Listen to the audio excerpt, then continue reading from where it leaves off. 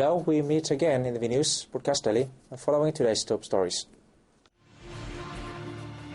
Vietnam and Laos affirm to preserve and foster their special relationship under any circumstance. Prime Minister Nguyễn Tấn Dũng prioritized reinforcement of macroeconomic stability. Victims of U.S. bombings in December 1972 are commemorated.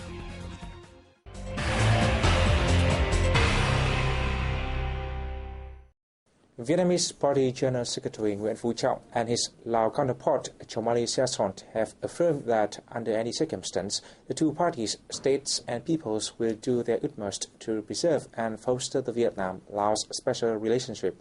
They held talks in Hanoi on December 26. General Secretary of the Lao People's Revolutionary Party and President of Laos, Chomali Siasont, began his 3-day official friendship visit to Vietnam on December 26. At the talks, Trọng said Siasont's visit brought to the Vietnamese people a close brotherhood, comradeship, and a special loyal and pure solidarity from the Lao Party and state. He believed the visit will make the solidarity between the two countries develop deeply, extensively, and effectively for the interests of both peoples and for peace, stability, cooperation and development in the region and the world. The leaders exchanged views on measures to improve the quality and efficiencies of bilateral cooperation, especially in economics.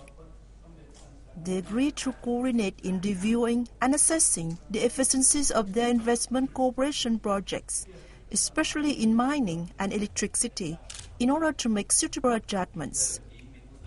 The leaders stressed the need to have special mechanisms and policies to attract investment from businesses in the development triangle. They also underlined the necessity to continue strengthening the political relations, the exchange of high-ranking delegations, and the sharing of information and experience, especially in theoretical and practical issues on party building, modernization, industrialization, and international integration. Later on today, the Lao leader has separate meetings with State President Trường Tấn Sang, National Assembly Chairman Nguyễn Sinh Hùng, and Prime Minister Nguyễn Tấn Dũng. The Vietnamese leaders affirmed to give top priority to cementing the special solidarity and comprehensive cooperation with Laos. In reply, Siasont expressed his hope that, under the leadership of the two parties, bilateral comprehensive cooperation will be developed intensively and extensively.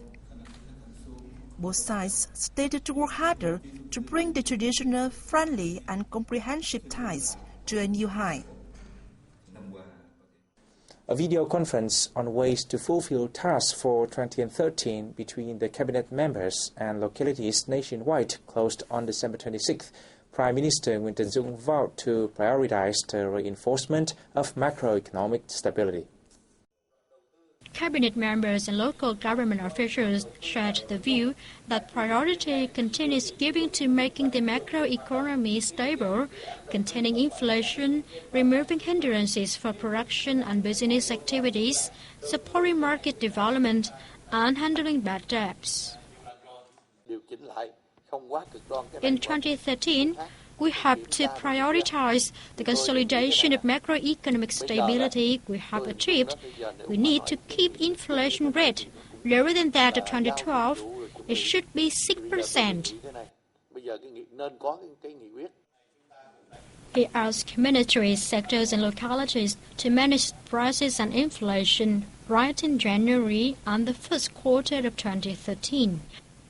Credits will be prioritized for the production of export and farm products, and supportive measures will be given out to help businesses clear stagnant inventories, settle bad debts, and seek new foreign outlets. Localities were requested to constantly improve their investment environment to facilitate both foreign and local investors. They were also asked to be vigilant to distortion against the party, the state, and the national construction and defense, as well as to prevent any attempts to set up reactionary organization in any localities. Dũng said the closer coordination in action between ministries, sectors and localities and their drastic effective implementation of their tasks would realize all targets set for 2013. Prime Minister Nguyễn Tấn Dũng has a firm support and respect for religious and belief freedom. He pledged to create all conditions for religions to operate in the country within the framework of the law. Prime Minister Nguyễn Tấn Dũng received Most Venerable Thích Trân Thiện, Permanent Vice Chairman of the Vietnam Buddhist Sangha Executive Council in Hanoi on December 25th. Dũng spoke of the success of the 7th National Buddhist Congress for the 2012-2017 term. He said it reflects the solidarity of the Buddhist Sangha and the Vietnamese Buddhism. He affirmed that the government strongly supports the adoption of a charter representing the motto of religion, nation, socialism by the Congress. He expressed his wish that the Buddhist Sangha will make more practical contributions to the country. Most Venerable Thiện stated that the Sangha will always go along with the nation for the religion, nation and socialism.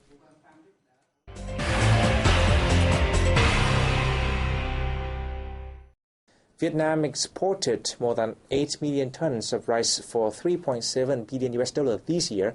Exports of other farm products, fishery and forestry items also grew. We find out more. Exports of farm, forestry and fisheries products is estimated to gross more than $27.5 billion, a year-on-year increase of 9.7%, the Ministry of Agriculture and Rural Development said on December 25th. The country shipped 1.76 million tons of coffee abroad, worth $3.74 billion. The U.S. and Germany are largest importers of Vietnamese coffee, with 12% of market share each. Vietnam remains the world's #1 cashew nut exporter, with 223,000 tons of nuts being shipped during the year, bringing home $1.48 billion. Meanwhile, the export of aquatic products is estimated at over $6.1 billion, up 0.7% over 2011. The U.S. is still Vietnam's top seafood importer, accounting for 90.5% of market share. It was followed by Japan with nearly 18% and the Republic of Korea with 8%. Vietnamese investors have to date pumped a total of $2.5 billion in 124 projects in Cambodia. The figure places Vietnam in the top 5 investors in the neighboring country. In reviewing their investment and trade activities in Cambodia in the past 3 years, Vietnamese investors reported that their investments focus on agriculture, forestry, energy, mineral exploitation, finance and banking, aviation, and telecommunication. They contributed to around 5% of Cambodia's GDP and created jobs for more than 30,000 local laborers. Vietnam exports to Cambodia mainly oil and gas, steel and garment and textile, and imports rubber and tobacco. The two countries target a two-way trade value of $5 billion by 2015. A commemorative ceremony for the victims of United States bombings in December 1972 during the Vietnam War took place solemnly on December 26th at Kham Thien Memorial Site in Hanoi's inner Dong Da district. We have more. In the night of December 26, 1972, Hanoi densely populated residential areas, including Kham Thien Street, the workers' living quarter in An Sương Street, and even Bạch Mai Hospital, were relentlessly attacked by a large number of US B-52 aircrafts. As many as 278 people, including 91 women, 40 elderly and 55 children were killed, and 178 children became orphans during the air raid. In remembrance of the victims, a memorial was erected on the Youth Tribute House 51 on Kham Thien Street. In the December 26th bombing, House 51 vanished and none of the 7 people living in it survived.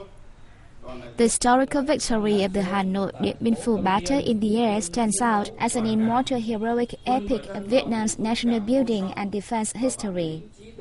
The sacrifice and losses of those fallen in Kham Thien Historical Street have tempered the heroic firmness of Vietnamese revolution.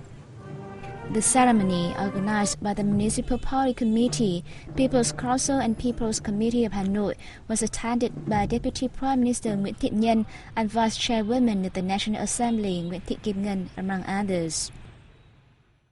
And we come to the end of our news today. Thanks for watching and goodbye for now.